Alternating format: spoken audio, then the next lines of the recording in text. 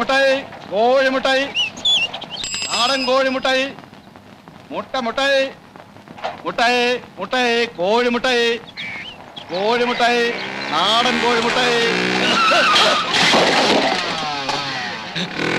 രോഗി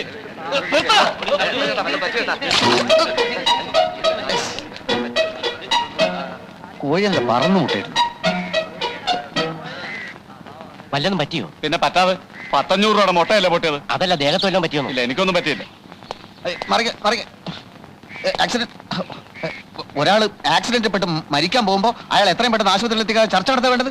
വരും എവിടേക്ക്? ആശുപത്രിയിലേക്ക്. അതിന് മാത്രം ഒന്നുമില്ല. അത് നിങ്ങളെല്ലാം തീരുമാനിക്കേണ്ടത്. നടക്കാനാ പറഞ്ഞത്. വിട്. നിങ്ങൾ ആരാ? Jeep jeep. എനിക്ക് കുഴപ്പമൊന്നും ഇല്ലാന്ന്. കുഴപ്പമില്ല,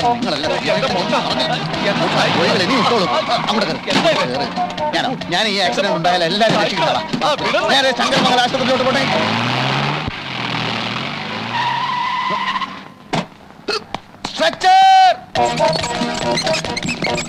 എന്തിനാ സാർ ഇതൊക്കെ?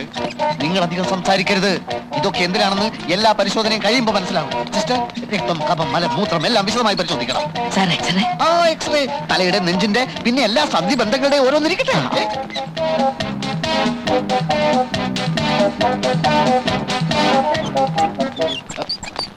എല്ലാം എടുത്തല്ലോ? എടുത്തു സാർ. ഇതിലും ഭേദം ആക്സിഡന്റ് ഞാനങ്ങ് ചത്തു പോകുന്നതായിരുന്നു. അതിന് ഇനിയും സമയമുണ്ടല്ലോ. എല്ലാ പരിശോധനയും ചേർത്ത് ബില്ല് എന്ത് വരും? 1500 വരും സാർ. Very good. എങ്കിലും നേരെ ഡോക്ടറെ കൊണ്ടുപോയി കാണിക്ക്. എക്സ്റേ, പരിശോധന റിപ്പോർട്ട് എല്ലാം കാണിക്കണം. ഓപ്പറേഷൻ വേണ്ടി വന്നാൽ അത് ഉടൻ ചെയ്യാൻ ഏർപ്പാട് ചെയ്തേക്കും. ഒന്നിനും ഒരു കുറവും വരുത്തണ്ട.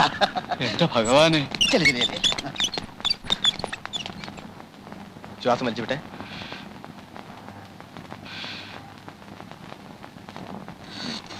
എന്താണ് സിസ്റ്റർ ഇത്? ദേഹത്തൊരു പോറൽ പോലും ഇല്ലാത്ത ഇയാളെ പിടിച്ചുകൊണ്ടുപോയി ഈ ടെസ്റ്റുകളൊക്കെ അടുപ്പിച്ച് എന്തിനാ? ഇപ്പോഴെങ്ങനെ ഇരിക്കുന്നു? എനിക്കൊരു കുഴപ്പമില്ല എന്ന് 100 വട്ടം പറഞ്ഞതല്ലേ. രോഗിയെ ആദ്യം കൊണ്ടുവരേണ്ടത് എന്റെ അടുത്തല്ലേ? അതിനു മുമ്പ് ഈ ടെസ്റ്റ് ഒക്കെ ചെയ്യാൻ ആരാ പറഞ്ഞു? പറയൂ. രോഗിയെ കൊണ്ടുവന്നത് മഹാദേവൻ സാറാണ്.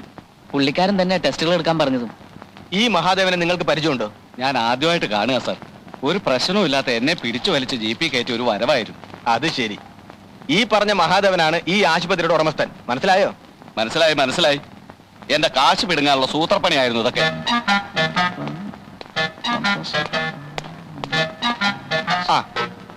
മഹാദേവൻ സാറ് ചെയ്ത ഒരു വലിയ കാര്യ. 5 മിനിറ്റ് വൈകിരുന്നെങ്കിൽ ആ മുട്ടക്കാരൻ തട്ടിപ്പോയനെ. എനിക്ക് തോന്നി ഓപ്പറേഷൻ ചെയ്തേക്കാം അല്ലേ? സാറിന്റെ അഭിപ്രായം പറഞ്ഞോളൂ. എന്ത് വേണേ ചെയ്യാം.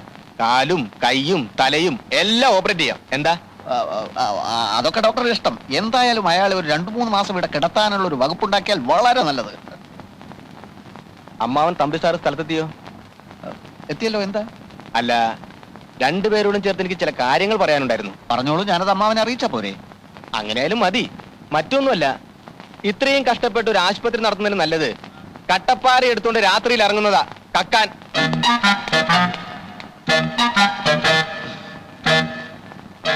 എന്നെ ഇത്രയും നേരം മെനക്കെടുത്തിയാന് 2 എണ്ണം പൊട്ടിച്ചേരണ്ട. ആശുപത്രി ഉടമസ്ഥൻ രോഗികളെ പിടിക്കാൻ നടക്കുക. കൊള്ളാം. ഇക്കാര്യം നിങ്ങളോട് ആര് പറഞ്ഞു? ആരെങ്കിലും ആവട്ടെ, ഇതാ ഇത് വെച്ചോളൂ. എന്താ ഇത്? ഇല്ല, എല്ലാം കൂടെ ചേർത്ത് 1600 രൂപ വരും. സാറേ, എനിക്കൊരു 100 രൂപ ജീപ്പിന്റെ കാശ്. അതും ഞാൻ കൊടുക്കണം? പിന്നെ ആരും ഞാൻ കൊടുക്കണം? അല്ല, ഒരു സംശയം ചോദിച്ചെന്നേ ഉള്ളൂ.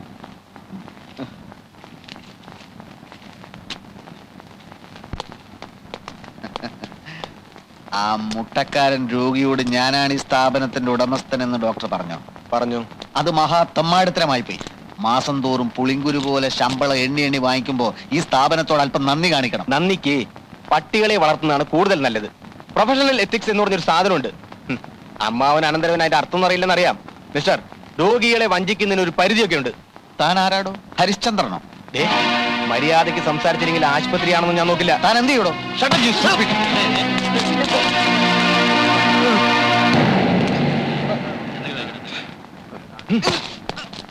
കള്ള പരീക്ഷകൾ. ആത്മാഭിമാനമുള്ള ഒരാൾക്ക് ഇവിടെ ജോലി ചെയ്യാൻ കഴിയില്ല. തന്റെ ജോലിയും കൂലിയും എനിക്ക് വേണ്ടോ? സർ, ഡോക്ടറോട് പോകരുതെന്ന് പറ. രോഗിയുടെ കാര്യം ആകെ പ്രശ്നത്തിലാവും. രോഗികൾ എനിക്ക് പ്രശ്നമല്ല. എന്റെ ശമ്പളക്കാരന്റെ ചൊൽപ്പടിക്ക് ഞാൻ നിൽക്കണോ? പോട്ടെ, എല്ലാവരും പോട്ടെ. വേണമെങ്കിൽ നിങ്ങൾക്കും പോകാം. ആരും ഇല്ലെങ്കിലും ഞാൻ ആശുപത്രി നടത്തും. ഡോക്ടർ എവിടെ, മരുന്ന് എവിടെ എന്ന് ചോദിച്ച് അവൻ എന്റെ മെക്കിട്ട് കയറാൻ വന്നു. അവനെ മാത്രം കുറ്റം പറഞ്ഞിട്ട് കാര്യമില്ല. ഞാനൊന്ന് ക്ഷോഭിച്ചു. എന്റെ ദൈവമേ, അവനും ഒന്ന് ക്ഷോഭിച്ചു. സാവിത്രി, ഈ കാണുന്നൊക്കെ അവന്റെ സംഭാവനയാണ്. ആശുപത്രിയിൽ ഡോക്ടർ മരുന്നൊന്നുമില്ലേ? പിന്നെ മരുന്നുണ്ട്, പക്ഷെ ഡോക്ടർ ഇല്ല. ഡോക്ടർ എവിടെ പോയി? പതിവ് പോലെ പിരിഞ്ഞുപോയി. വിവരവും വിദ്യാഭ്യാസവും സംസ്കാരവും ഇല്ലാത്ത കഴുത. ആര്? ഡോക്ടറോ? അല്ല, എന്റെ അനന്തരവൻ. ആശുപത്രി ചുമതല ഞാൻ നോക്കിക്കൊള്ളാവുന്ന പല വട്ടം ആ തെണ്ടിയോട് ഞാൻ പറഞ്ഞതാ. ഫൂൾ. മാന്യന്മാരോട് പെരുമാറാൻ അറിയാമേല, സംസാരിക്കാൻ അറിയാമേല. ഒരു മാസത്തിനിടയ്ക്ക് ഇത് 3ാമത്തെ ഡോക്ടറാ പിരിഞ്ഞു പോകുന്നത്. ഇതിങ്ങനെ തുടർന്നാൽ ആ ആശുപത്രി വളപ്പിൽ തന്നെ ഒരു കുഴി കുത്തി എന്നെ അങ്ങോട്ട് മൂടിയാ മതി. ഉരുത്തം കൊട്ട കഴുത. കൈക്ക് ഭയങ്കര വേദന. വാ വാ. അമ്മാവൻ നേരത്തെ ഇങ്ങ് പോന്നോ? കിട്ടേണ്ടത് കിട്ടിക്കഴിഞ്ഞാ പിന്നെ അവിടെ നിൽക്കേണ്ട കാര്യമില്ലല്ലോ. എന്തു പറ്റി അമ്മാവ, മുഖത്തും ദേഹത്തൊക്കെ? അതെ, ഒരു പശു ഓടിച്ചപ്പം മറിഞ്ഞു വീണതാ. അയ്യോ അയ്യോ. മോൻ എവിടെയായിരുന്നു? ആശുപത്രിയിലൊന്നും കണ്ടില്ല? അവിടുത്തെ സ്ഥിതി വഷളാവെന്ന് തോന്നിയപ്പോ ഞാനൊന്ന് മാറി നിന്നതാ. ഡോക്ടറെ ഞാൻ പിരിച്ചുവിട്ടല്ലോ. ആ കാര്യം എന്നെ ഒന്ന് അറിയിച്ചിരുന്നെങ്കിൽ ആ ആസ്മാക്കാരന്റെ കൂടെയുള്ളവന്റെ കയ്യിൽ നിന്ന് രക്ഷപ്പെടായിരുന്നു. അയ്യോ, ഇത് അയാൾ വലിയതാണോ? ഭാഗ്യം, അതെനിക്ക് കിട്ടേണ്ട അടിയായിരുന്നു. എന്താ മഹാദേവ, ആശുപത്രിയിൽ ഒരു ഡോക്ടർ സ്ഥിരമായി നിൽക്കുന്നില്ലല്ലോ?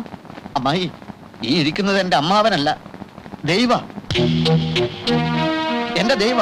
ആ ദൈവത്തെ തെണ്ടി, ചെറ്റ, നാറി എന്നൊക്കെ ഒരു ഡോക്ടറല്ല, ഒരു IAS വിളിച്ചാൽ പോലും ഞാൻ സഹിക്കില്ല. എനിക്കും തോന്നി എന്തെങ്കിലും കാര്യമായ കാരണങ്ങളില്ലാതെ നീ ഒരാളെയും പിരിച്ചുവിടില്ല. നമുക്ക് അടച്ചിടാം അമ്മാവ. ആശുപത്രി അടച്ചിടാം. നമ്മളെ കയ്യിൽ നിന്ന് ശമ്പളവും വാങ്ങി നമ്മളെ തന്നെ തെറിവിളിക്കുന്ന അമ്മാരെയും വെച്ചോണ്ട് എന്തിനീ സ്ഥാപനം മുമ്പോട്ട് പോകണം? നിന്നോട് വെള്ളം ചൂടാക്കാൻ ഞാൻ പറഞ്ഞായിരുന്നു. മഹാദേവ, എന്തോ? ആ ആശുപത്രിയും അവിടെയുള്ള സ്വത്തുക്കളും നിന്റെ അച്ഛൻ നിന്റെ പേർക്ക് എഴുതി വെച്ചിരിക്കുകയാണല്ലോ. അപ്പൊ നിനക്കത് അടച്ചിടുകയോ തുറന്നിടുകയോ എന്ത് വേണമെങ്കിലും ചെയ്യാം. ഞാൻ നിന്റെ ആരുമല്ലല്ലോ. അച്ഛനും അമ്മയും ചെറുപ്പത്തിലേ നഷ്ടപ്പെട്ടു പോയ നിന്നെ പൊന്നുപോലെ പോറ്റി വളർത്തിയ ഞാൻ നിന്റെ ആരുമല്ലല്ലോ. അമ്മാവ, ആശുപത്രി അടച്ചിടുക എന്ന് പറഞ്ഞാൽ അത് പിന്നീട് ഗംഭീരമായി തുറക്കാൻ വേണ്ടിയാ. അതെപ്പോ? നന്ദിനി ലണ്ടനിൽ നിന്ന് FRCS കഴിഞ്ഞ് വരുമ്പോ, ഞങ്ങളുടെ കല്യാണം കഴിയുമ്പോ, ഭർത്താവിന്റെ ഹോസ്പിറ്റലിൽ FRCS ഭാര്യ ഡോക്ടറായി ഇരിക്കുക എന്നത് തന്നെ നാലാള് കേൾക്കുമ്പോ ഒരു സുഖല്ലേ? പിന്നെ ആശുപത്രി അടയ്ക്കുന്ന പ്രശ്നമേ ഇല്ല. 24 മണിക്കൂർ ഇതിങ്ങനെ പ്രവർത്തിച്ചുകൊണ്ടേ ഇരിക്കും. അത് നടക്കുവോ? അതെന്താ അമ്മാവ നടക്കാതെ? അതെ, അവക്ക് ഈയിടെയായിട്ട് നിന്നെ കുറിച്ച് അത്ര മതിപ്പില്ല.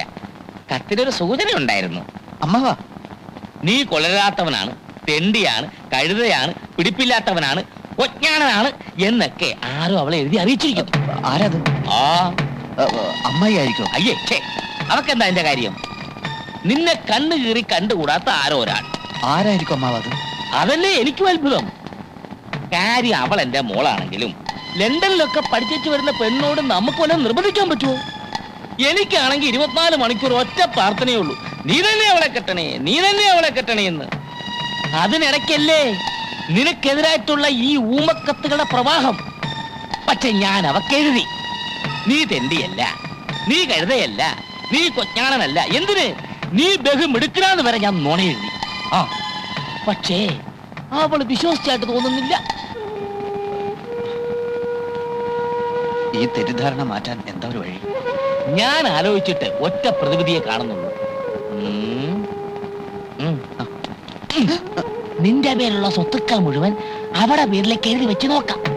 എന്നിട്ടത് രജിസ്റ്റർ ചെയ്ത് അതിന്റെ ഒരു ഫോട്ടോസ്റ്റാറ്റ് കോപ്പി ലണ്ടനിലേക്ക് അയച്ചു നോക്കാം.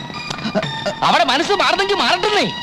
പിന്നൊരു കാര്യം, എന്റെ പൊന്നു മഹാദേവ, ഈ ബുദ്ധി ഞാനാ പറഞ്ഞു തന്നെന്ന് ഒരു കാരണവശാലും അവൾ അറിയാൻ ഇടയാകരുത്.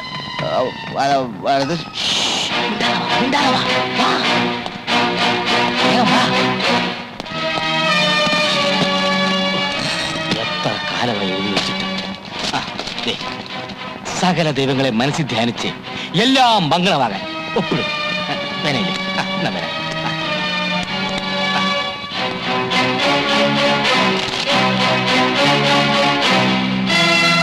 വെള്ളം ചൂടായി. നിങ്ങളെ ചെറുക്കനെ കൊണ്ട്. സാവിത്രി, മോനൊപ്പിട്.